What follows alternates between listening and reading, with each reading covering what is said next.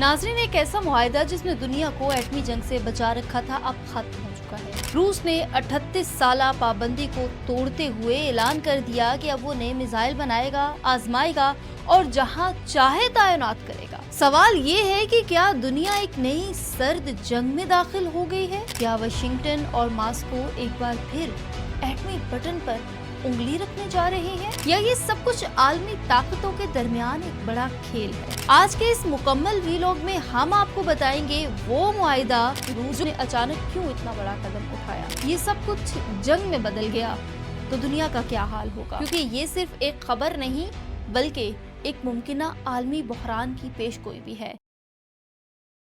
नाज़रीन, 1987 का साल दुनिया में सर्द जंग अपने अरूज पर थी। अमेरिका और सोवियत यूनियन के दरमियान दुश्मनी इस नहज पर थी कि एक गलती लाखों जानों को ले डूबती। तब ही एक तारीखी मुआहिदा हुआ, intermediate range nuclear forces treaty, जिसे मुख्तसरन INF ट्रीटी कहते हैं। इस मुआहिदे के मुताबिक दोनों ममालिक ने ज़मीन से दागे जाने वाले 500 से 5500 किलोमीटर तक मार करने वाले बैलिस्टिक और क्रूज मिसाइल बनाए, आजमाने और तैनात करने से इनकार कर दिया। ये एक ज़बरदस्त पेशरफ थी, दुनिया ने सुख का सांस लिया। लेकिन आज 38 साल बाद वही मुआहिदा तारीख का हिस्सा बन चुका है। रूस ने सरकारी तौर पर तो ऐलान कर दिया है कि अब हम INF मुआहिदे के पाबंद नहीं, अब हम अपनी मर्जी से हथियार बनाएंगे, जहां चाहें रखेंगे। लेकिन नाज़रीन, यहाँ पर एक बहुत अहम सवाल ये है कि रूस को अचानक ये ऐलान करने की क्यों ज़रूरत पड़ गई? क्रेमलिन का कहना है कि अमेरिका ने खुद सब कुछ तबाह कर दिया। अमेरिका यूरोप में ऐसे मिसाइल नस्ब कर रहा है जो बराह रास्त रूस को निशाना बना सकते हैं। रूसी सदर पुतिन कई बार खबरदार कर चुके थे कि अगर अमेरिका ने हमारे गिर्द घेरा तंग किया तो हम खामोश बिल्कुल भी नहीं बैठेंगे। और देख लें, वही हुआ। अब रूस अपनी नई जनरेशन के हथियार मैदान में लाने जा रहा है, ऐसे हथियार जो आवाज़ की रफ्तार से कई गुना तेज और ज़मीन से हज़ारों किलोमीटर दूर दुश्मन को मार गिरा सकते हैं। तो अब अमेरिका क्या कर रहा है, ये जानना भी बहुत अहम है कि अमेरिका के पास क्या रास्ता बचा है, या उसको क्या करना चाहिए, या वो क्या करेगा। अमेरिकी हुकाम ने भी सख्त रद्द-ए-अमल दिया है। पेंटागन का कहना है कि रूस ने मुआहिदा तोड़ा, लिहाजा अब हमें भी खुली छूट हासिल है। 2025 के दिफाई बजट में अमेरिका ने हाइपरसोनिक हथियारों और दरमियानी फासले के मिसाइलों के लिए तो अरबों डॉलर रखे हैं, लेकिन यहाँ पर अगर देखा जाए तो एक नया असलहा मुकाबला शुरू हो चुका है।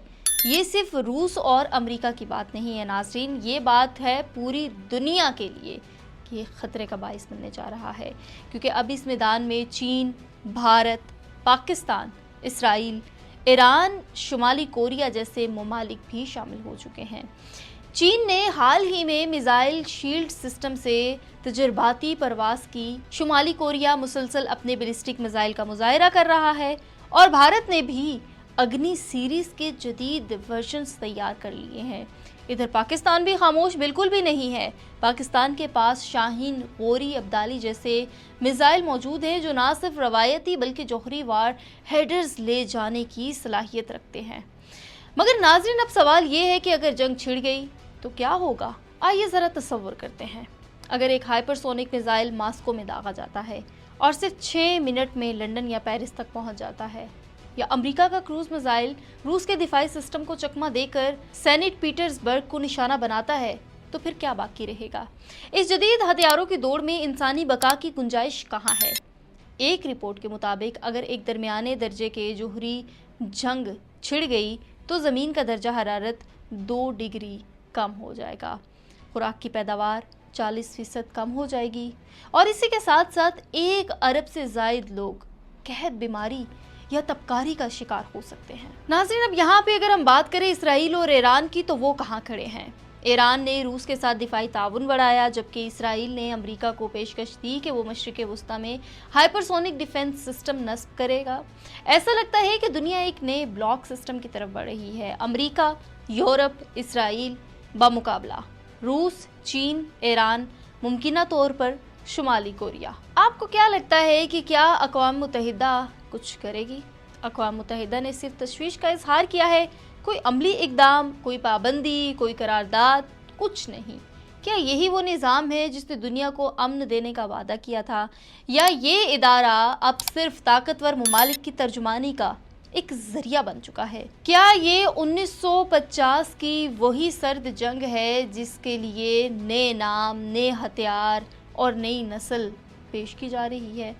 تب بھی امریکہ اور روس دنیا کو متحدہ نظریے میں بانٹ رہے تھے، اور آج بھی یہی ہو رہا ہے۔ ناظرین، تب بھی پراکسی وارز ہو رہی تھی، آج بھی یوکرین، شام، افغانستان، افریقی ممالک میں جنگیں لڑی جا رہی ہیں، لیکن نام مختلف کر دیے گئے ہیں۔ پاکستان جیسے ملک کے لیے یہ صورتحال بہت نازک ہے۔ ہماری خارجہ پالیسی کو بہت ہوشیاری، غیر جانبداری اور توازن کے ساتھ چلانا ہوگا۔ روس کے ساتھ سفارتی تعلقات اہم ہیں، امریکہ کے ساتھ معیشت جڑی ہے، اور چین ہمارا تصویراتی ساتھی ہے۔ لہٰذا اب پاکستان کے لیے سب سے بڑا چیلنج ہے متوازن رہنا، دباؤ سے بچنا اور کسی بھی بلاک کا واضح حصہ نہ بننا۔ ناظرین، یہ کوئی فلمی کہانی نہیں ہے، یہ ایک حقیقی خطرہ ہے۔ دنیا کی سب سے بڑی طاقتیں پھر سے جوہری اسلحہ اٹھا رہی ہیں۔